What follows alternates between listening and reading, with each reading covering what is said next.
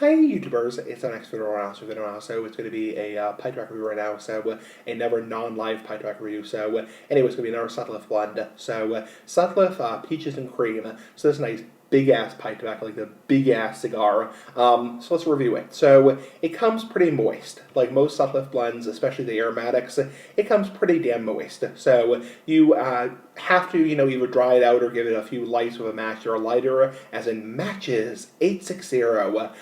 So definitely requires a little bit of lighting or definitely drying out time, probably an hour or so. I'm not saying let it sit in the damn sun and you let it mold, but I'm saying, let it dry out for a while. Anyway, when you light it up, it has a pretty, out of the bag, it's a very fruity smell. It's super aromatic, that typical perfumey aromatic smell, super sweet, sicky sweet. It reminds me actually, because it's peaches and cream, it reminds me a lot of like a gas station cigar or cigarello, like Phillies Blunts or Dutch Masters or White Owl or Garcia Game, that typical almost chemical-like smell. Now this probably doesn't have any chemicals, unlike the gas station cigars.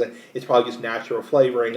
It's probably higher quality flavoring than the crap they use in a gas station cigars, but definitely a very fruity smell. And then when you actually smoke it, it has a pretty typical hot burning aromatic, kind of irritates your mouth. It definitely does kind of bite the tongue a little bit, so definitely does singe your tongue a little bit and bite your tongue. Definitely does burn pretty damn hot, so yeah, pretty damn hot. And the flavor is kind of a washed out peach flavor, so reminds me a lot of like a cheap gas station cigar. Obviously cigars and pipe tobacco are completely different, there's no comparison, but it's that same, almost like artificial peach taste. So very not chemical tasting. It tastes less chemical than like a gas station cigar, but definitely very that typical, very artificial, like aromatic taste. And for tongue bite, obviously it does bite. It definitely does irritate my mouth. It actually pretty irritated my mouth quite a bit, quite a freaking bit. So, and then in terms of room note, it's going to smell wonderful. This is the reason you smoke aromatics, is because you're trying to, appeal to non-smokers and, sit next to all the chicks, big ass chicks like the big ass cigar, and say like, oh, look at me, I'm smoking a pipe, and believe me, I'm not trying to sound like a dick, it's like, I'm not trying to sound like, complete jackass, but, you're sitting next to the chicks, and, that fruity, wonderful, super sweet aromatic smell that everyone likes, kind of sucks, honestly. The smell is, I'm sure it's wonderful, but the taste is kind of crappy, honestly, kind of shitty, honestly. And then, in terms of flavor, it's your typical, like, artificial peach flavor.